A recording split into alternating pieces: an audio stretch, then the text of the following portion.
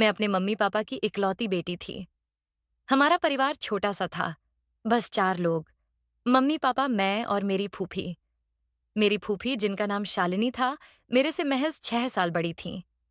दादी दादाजी के जाने के बाद से पापा ने उनकी सारी जिम्मेदारी अपने कंधों पर ले ली थी। शायद यही वजह थी कि फूफी हमेशा हमारे साथ रही थीं। वो मेरी फूफी से ज्यादा मेरी बड़ी बहन जैसी थीं।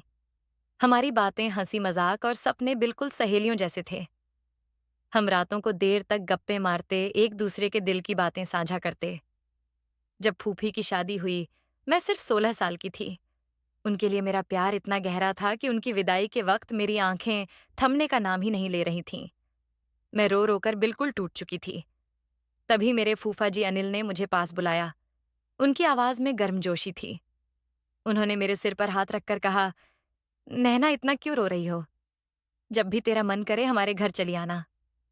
उनकी बात सुनकर मेरे दिल को थोड़ा सुकून मिला। फिर वो हंसते हुए बोले, और हाँ, जब भी तू आएगी मैं तुझे अपने शहर की सैर करवाऊंगा। उनकी ये बात मेरे मन में एक नया सपना जगा गई। मैं सोचने लगी कि कब मैं फूफी के घर जाऊंगी, उनके साथ वक्त बिताऊंगी और खूब मस्ती करूंगी। लेकिन समय बीतता गया। फूफी की शादी को 1 साल हो गया और मैं एक बार भी उनके शहर नहीं जा पाई। उधर फूफी भी पूरे 1 साल बाद हमारे घर आई थीं और अनिल फूफा जी उनके साथ थे। फूफा जी का स्वभाव इतना प्यारा था कि वो हर किसी को अपना बना लेते थे। जितने दिन वो हमारे घर रहे, मेरे लिए ढेर सारी चॉकलेट्स, कपड़े और छोटे मोटे तोहफे लाए। मेरे कोई भाई नहीं था शायद, इसलिए फूफा जी का इतना लाड प्यार मुझे बहुत अच्छा लगता था। वो मेरे लिए भाई जैसे बन गए थे। फूफी और फूफा जी 1 हफ्ते बाद अपने घर लौट गए। 3 महीने बाद एक दिन फूफी का फोन आया। उनकी आवाज में खुशी थी, लेकिन साथ में एक अजीब सी घबराहट भी। उन्होंने बताया कि वो मां बनने वाली हैं। ये सुनकर मैं, मम्मी और पापा खुशी से झूम उठे। हमारे घर में इतनी बड़ी खुशखबरी बहुत दिनों बाद आई थी, लेकिन फूफी की आवाज में बेचैनी साफ सुनाई दे रही थी। वो मम्मी से कहने लगी, मम्मी, मुझे बहुत उल्टियां हो रही हैं, चक्कर आते हैं। डॉक्टर ने आराम करने को कहा है। मैं इस हालत में अकेले दूसरे शहर में कैसे रहूंगी? उनकी बात सुनकर मम्मी भी परेशान हो गईं।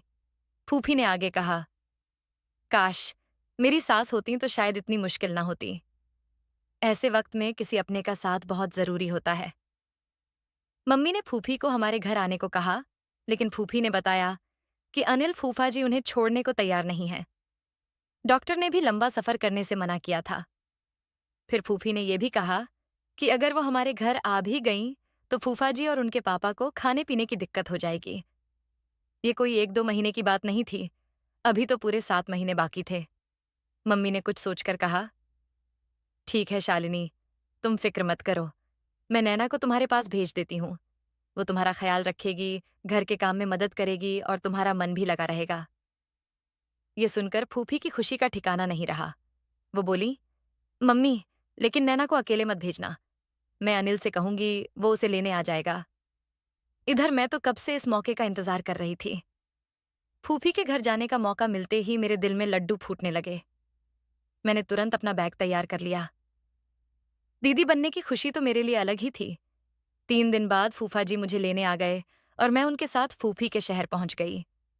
फूफी के ससुराल में सिर्फ उनके ससुर और फूफा जी थे। घर छोटा सा था, लेकिन साफ सुथरा। फूफी मुझे देखकर इतनी खुश हुई कि उन्होंने मुझे गले से लगा लिया। उन्होंने मेरे लिए मेरी पसंद का खाना पहले से तैयार कर रखा था। मुझे रहने के लिए उनके बगल वाला कमरा दिया गया। सब कुछ इतना अच्छा था कि मुझे लगा जैसे मैं अपने ही घर में हूं। लेकिन जब मैं फूफी के ससुर से मिलने उनके कमरे में गई, तो उनका व्यवहार मुझे कुछ अजीब लगा। वो बिस्तर पर लेटे हुए थे और उनकी आंखों में एक अजीब सी चमक थी। वो कुछ बुदबुदाने लगे जो मेरी समझ से बाहर था। फूफी ने जल्दी से मेरा हाथ पकड़ा और मुझे बाहर ले आईं। उन्होंने बताया, नैना, मेरे ससुर कई सालों से बीमार हैं। उम्र भी हो गई है, इसलिए कभी कभी वो अजीब अजीब बातें करते हैं। तुम्हें उनके पास जाने की जरूरत नहीं है। मुझे याद आया कि फूफी की शादी में भी उनके ससुर नहीं आए थे। फूफा जी का रिश्ता पापा के किसी पुराने दोस्त ने करवाया था। ये मेरी उनके ससुर से पहली मुलाकात थी और सच कहूं तो मुझे उनसे थोड़ा डर सा लग गया था। 4 दिन बीत गए। मैं दोबारा उनके ससुर के कमरे में नहीं गई। फूफा जी मेरा बहुत ख्याल रखते थे। फूफी की तबीयत ठीक नहीं थी, इसलिए वो ज्यादातर बिस्तर पर ही रहती थीं। मैंने घर का सारा काम अपने हाथ में ले लिया था, लेकिन एक रात कुछ ऐसा हुआ कि मेरे दिल की धड़कनें थम सी गईं। रात का खाना बनाने के बाद मैं किचन साफ करके अपने कमरे में आई। गर्मी बहुत थी और मैं पसीने से लथपथ थी। मैंने सोचा कि नहाकर फ्रेश हो जाऊं। बाथरूम में जैसे ही मैं गई, मुझे अचानक ऐसा लगा जैसे कोई मुझे देख रहा हो। पहले मैंने सोचा कि शायद फूफी होंगी, लेकिन मेरी नजर खिड़की की तरफ गई। वहां मुझे कुछ हलचल सी दिखी, जैसे कोई छाया हो। मेरे हाथ पैर ठंडे पड़ गए। मैंने जल्दी से कपड़े पहने और भागकर बाहर निकली। सीधे फूफी के कमरे में पहुंची तो देखा कि वो और फूफा जी आराम से लेटे हुए थे। उनका दरवाजा खुला था। मुझे देखकर फूफा जी उठकर बैठ गए और बोले, नैना क्या हुआ? अंदर आ। मैं घबरा गई थी, समझ नहीं आ रहा था कि क्या कहूं। मैंने बहाना बनाया, मैं फूफी से पानी के बारे में पूछने आई थी। फूफी ने हंसकर कहा, तू जा, आराम कर, बाकी काम मैं अनिल से कह दूंगी। मैं अपने कमरे की ओर लौट रही थी, तभी मेरी नजर फूफी के ससुर पर पड़ी। वो बाहर से लौट रहे थे और मुझे देखकर रुक गए। उनकी आंखों में वही अजीब सी चमक थी। वो धीमे से बोले, नैना तुम बहुत भोली हो, इस दुनिया में किसी पर यूं भरोसा मत करना। उनकी बात सुनकर मेरा गुस्सा और डर दोनों एक साथ उबल पड़े। मैं तेजी से अपने कमरे में चली गई। सारी रात मैं सो नहीं पाई। बार बार वही खिड़की वाली बात मेरे दिमाग में घूम रही थी। फूफी ने कहा था कि उनके ससुर बीमार हैं और कमरे से बाहर नहीं आते, तो फिर वो रात को बाहर क्या कर रहे थे? क्या वो वहीं थे जो मुझे बाथरूम में देख रहे थे, या ये मेरा वहम था? ये सवाल मेरे दिमाग को खाए जा रहे थे। मेरी आंखें खुली की खुली रह गईं और रात धीरे धीरे बीतती रही। अगली सुबह फूफा जी ऑफिस जाने से पहले रसोई में आए। उनकी आंखों में हल्की सी चमक थी। वो बोले, नैना मैं आज जल्दी लौटूंगा, शाम को तुझे बाजार ले चलूंगा, कुछ खरीदारी करेंगे, तैयार रहना। ये कहते हुए उन्होंने अचानक मेरे कंधे पर हल्के से हाथ रखा। उनका ये अंदाज मुझे थोड़ा अटपटा लगा। मैंने मुस्कुराकर बात टाल दी। तभी फूफी पीछे से आईं और हंसते हुए बोलीं, नैना, अनिल तुझे बहुत मानते हैं, तू भी उनका ध्यान रखा कर। मैं तो इन दिनों कुछ कर नहीं पाती, वो बहुत थक जाते हैं। मैंने फूफी की बात सुनकर हल्का सा सिर हिलाया और कहा, आप चिंता मत करो, मैं सब संभाल लूंगी। शाम को मैं तैयार होकर फूफा जी के साथ बाजार गई। उन्होंने मेरे लिए ढेर सारी चीजें खरीदी, कपड़े, गहने और मेरी पसंद की मिठाइयाँ। मैं खुश तो थी, लेकिन कहीं ना कहीं मेरे मन में एक अजीब सी बेचैनी थी। मुझे क्या पता था कि ये खुशी चंद लम्हों की मेहमान थी। उसी रात अचानक बिजली चली गई। चारों तरफ घुप अंधेरा छा गया।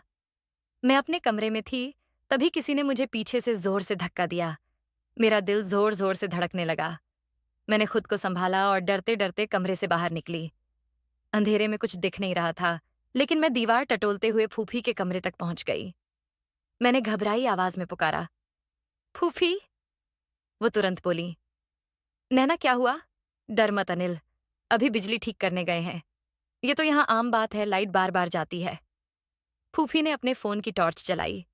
मेरे पास फोन नहीं था और डर के मारे मैं उनके पास ही बैठ गई। मेरी आंखों में आंसू आ गए। थोड़ी देर बाद बिजली आ गई। फूफी ने मुझे देखा और हंसते हुए बोली, अरे तू तो पागल है, जरा सा अंधेरा हुआ और इतना डर गई, मेरा ख्याल कैसे रखेगी? मैंने हिचकते हुए कहा, नहीं फूफी, बात ये नहीं है, मेरे कमरे में कोई था। मुझे सचमुच डर लग गया। मेरी बात सुनकर फूफी जोर से हंस पड़ी। वो बोली, अरे अनिल तो मेरे साथ थे और मेरे ससुर तो कमरे से बाहर निकलते ही नहीं, तू बस अंधेरे से घबरा गई होगी। मैं चाहकर भी उन्हें यकीन नहीं दिला पा रही थी। मेरे मन में सवाल उठ रहे थे। अगर फूफा जी फूफी के साथ थे और उनके ससुर कमरे से निकलते नहीं, तो मेरे कमरे में वो कौन था? पहले खिड़की पर वो छाया और अब ये धक्का। मेरा मन बार बार फूफी के ससुर की ओर जा रहा था, लेकिन मैं कुछ कह नहीं पाई। फूफा जी जब बिजली ठीक करके लौटे तो मुझे देखकर फूफी से बोले, देखा, मैंने कहा था ना, नैना को अंधेरे से डर लगेगा, तू इसके पास चली जानी थी। फूफी ने जवाब दिया, अरे इतना अंधेरा था, मैं खुद गिर जाती, मुझे क्या पता था कि ये इतना डर जाएगी। मैंने दोनों को शांत कराते हुए कहा, कोई बात नहीं, मैं ठीक हूं, अब अपने कमरे में जाकर सोती हूं। मैं फूफी को परेशान नहीं करना चाहती थी, क्योंकि मम्मी ने साफ कहा था कि उनकी हालत में टेंशन देना ठीक नहीं है। मैं चुपके से अपने कमरे में गई, दरवाज़ा बंद किया और बिस्तर पर लेट गई। नींद तो दूर-दूर तक नहीं थी। मैं सोच रही थी कि अब किसी भी तरह मुझे अपने घर वापस जाना होगा। जो कुछ भी हुआ वो मेरा वहम नहीं था। मुझे यकीन था कि कोई मेरे साथ गलत करने की कोशिश कर रहा था। अगले दिन दोपहर को फूफा जी ऑफिस से कुछ देर के लिए घर आए। फूफी उस वक्त दवा लेकर सो रही थीं। मैं रसोई में खाना बना रही थी। तभी फूफा जी चुपके से आए और मुझे पीछे से पकड़ लिया। मैं सन्न रह गई। मेरे मुंह से आवाज ही नहीं निकली। मैंने खुद को छुड़ाने की कोशिश की, लेकिन उनकी पकड़ और सख्त हो गई। वो धीमे से बोले, नैना, तू इतनी प्यारी है कि तुझसे नजर हटाना मुश्किल है। मैं किसी तरह उनकी पकड़ से निकली और रसोई से भागने लगी। तभी उन्होंने कहा, तू नहाते वक्त भी इतनी खूबसूरत लग रही थी। मेरे फोन में तेरी तस्वीरें हैं। उनकी बात सुनकर मेरे पैरों तले जमीन खिसक गई। मैंने कभी नहीं सोचा था कि फूफा जी, जिन्हें मैं भाई जैसा मानती थी, ऐसा कुछ कर सकते हैं। मैं रोते हुए अपने कमरे में भागी और दरवाजा लॉक कर लिया। मेरा पूरा शरीर कांप रहा था। मैं सोच भी नहीं सकती थी कि उनकी नजरें मुझ पर कब से थीं और मैं इतनी अनजान थी। फूफा जी थोड़ी देर बाद फिर ऑफिस चले गए। मैंने मन बना लिया कि अब मैं एक पल भी यहां नहीं रुकूंगी। शाम को जब फूफी मेरे कमरे में आईं, मेरी आंखें रो रो कर लाल हो चुकी थीं। वो घबरा गईं और बोलीं, नैना, क्या हुआ? तू इतना क्यों रो रही है? मैं फूफा जी की बात बताना चाहती थी, लेकिन उनकी हालत देखकर चुप रह गई। मैंने बहाना बनाया, फूफी, मुझे मम्मी पापा की बहुत याद आ रही है। मैं घर जाना चाहती हूँ। फूफी ने मुझे गले लगाया और बोली, पागल, बस इतनी सी बात? ठीक है, मैं अनिल से कहकर तुझे आज शाम को ही घर भेज देती हूँ। फूफा जी के साथ सफर का ख्याल आते ही मेरा दिल डर से सिकुड़ गया। मैंने तुरंत कहा, नहीं फूफी, फूफा जी को परेशान करने की जरूरत नहीं। मैं पापा को बुला लूंगी, वो मुझे ले जाएंगे। फूफी ने मुस्कुराकर कहा, अच्छा, ये तो और भी अच्छी बात है। मैं भी भैया से मिल लूंगी। लेकिन तभी फूफी के कमरे से एक तेज चीख सुनाई दी। मैं दौड़कर उनके कमरे में पहुंची। फूफी बिस्तर के पास फर्श पर गिरी हुई थीं और दर्द से कराह रही थीं। उनका हाथ उनके पेट पर था। मैंने उन्हें उठाकर बिस्तर पर लिटाया। उनकी हालत देखकर मेरा दिल बैठ गया। मैंने कहा, फूफी चलो, डॉक्टर के पास चलते हैं। लेकिन उन्होंने मेरा हाथ पकड़ लिया और बोली, नैना, मुझे मत छोड़कर जाना। मैं इस हालत में अकेली नहीं रह सकती। आज तू थी तभी मुझे संभाल लिया, लेकिन अगर तू चली गई और ऐसा कुछ हुआ, तो मैं और मेरा बच्चा। उनकी बात अधूरी रह गई और उनकी आंखों में आंसू छलक आए। फूफी की बातें सुनकर मेरा दिल टूट गया। उनकी हालत देखकर मैं मजबूर थी। मैंने मन मारकर कुछ दिन और रुकने का फैसला किया। मैंने फूफी से कहा, आप परेशान मत हो, मैं आपके साथ हूं। मेरी बात सुनकर फूफी की आंखें चमक उठीं। उन्होंने मुझे गले से लगा लिया। उसी शाम फूफा जी घर लौटे। फूफी ने उन्हें बताया कि वो गिर गई थीं, जिससे उनकी तबीयत बिगड़ गई। ये सुनकर फूफा जी का चेहरा उदास हो गया। उन्होंने मुझसे कहा, नैना, जाओ, शालिनी के लिए हल्दी वाला दूध बना लाओ। मैं रसोई में दूध तैयार कर रही थी, तभी फूफा जी फिर से वहां आ गए।